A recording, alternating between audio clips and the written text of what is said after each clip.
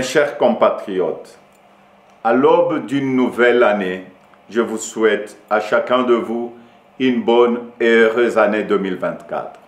Qui dit année nouvelle, dit résolution personnelle.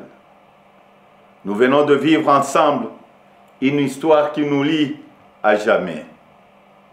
Je vous remercie tous pour la grande confiance que vous m'avez manifestée tout au long de la campagne où nous avons pu nous parler et dresser de plans d'avenir.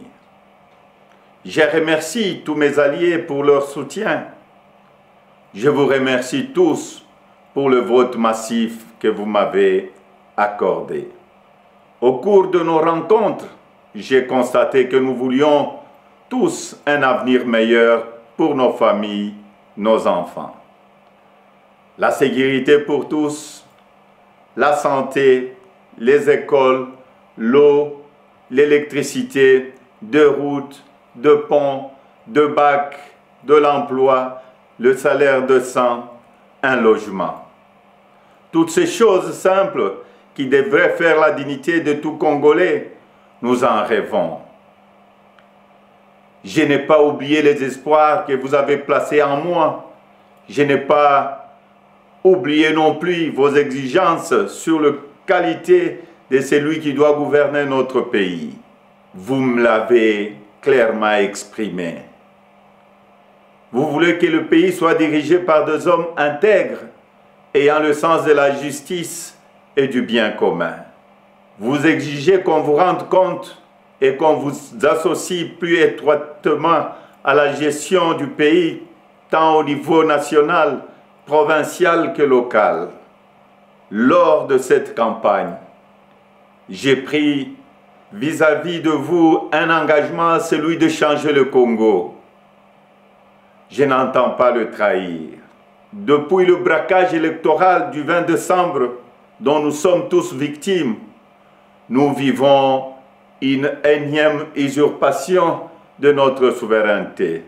De partout, j'entends monter des cris d'indignation, des cris de contestation, des cris de colère, des cris d'exaspération.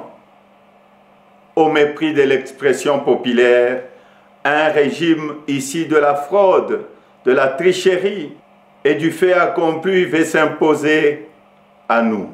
Il n'en sera jamais question, absolument jamais. À l'aube de cette année nouvelle, au cours de laquelle nous aspirons à la paix, à la sécurité, à la stabilité et au développement, nous savons tous que nous ne pourrons jamais bâtir une nation apaisée et tisser le lien du vivre ensemble sur le mensonge, la fraude et la tricherie. Nous ne pourrons jamais bâtir un pays, un État, une nation sans retrouver notre fierté qui appelle à pouvoir choisir librement nos dirigeants. Le serment de liberté que nous ont légué le Père fondateur repose sur le lien sacré qui doit exister entre le peuple congolais et ses représentants. Tromper notre peuple ne fait qu'aggraver la lancinante crise de légitimité qui perdure dans notre pays et nous fait passer à côté de grands espoirs. Mes chers compatriotes, à vous tous qui avez porté vos suffrages sur moi, à vous tous qui savez qu'ensemble, un nouveau Congo est possible, je vous fais le serment de ne jamais vous abandonner. Nous entrons aujourd'hui dans une autre phase de notre quête pour la liberté.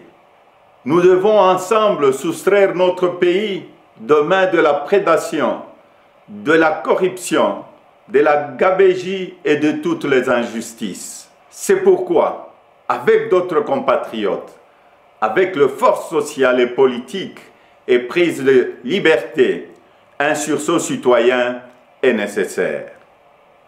Sauver notre démocratie est devenu plus qu'une priorité. C'est un devoir et je ne faillirai pas à mon devoir citoyen.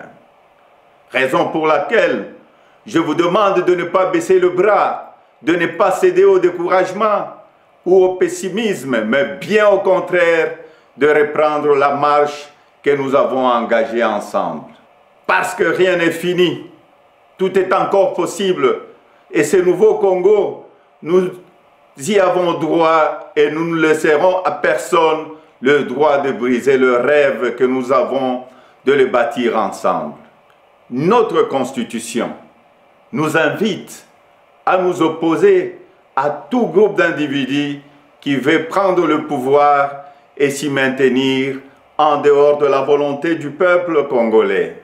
Pour notre dignité et l'avenir de nos enfants, nous sommes tenus de souscrire à tout le moyen qu'elle met à notre disposition pour refuser la fraude et l'installation de la dictature. Peuple congolais, tenons bon, restons mobilisés. Le temps de l'action est venu. Par des actions pacifiques, démocratiques, nous allons résister et reconquérir notre droit le plus légitime, celui de faire échec à la fraude et de reprendre en main notre destin avec les dirigeants de notre choix. Amis partenaires, frères africains, les Congolais n'ont-ils pas le droit de vraies élections? Dites-moi, dans quel pays au monde l'on retrouve des machines à voter entre les mains de candidats du pouvoir et on se précipite à proclamer et à féliciter un vainqueur aux élections? Dites-moi le nom de ces pays. Citez-moi un seul pays au monde où l'on décide de prolonger la période des élections de 11 heures à 6 ou 7 jours et on se précipite ensuite à féliciter le vainqueur. Citez-moi un seul pays dans le monde où on proclame le vainqueur sur la base de bureaux de vote et de machines à voter dont on ne connaît même pas le nombre au jour de l'élection. Personne ne peut s'ériger en complice de cette fraude électorale que nous accepterons jamais. Que vive la République démocratique du Congo, unie, libre et prospère. Merci.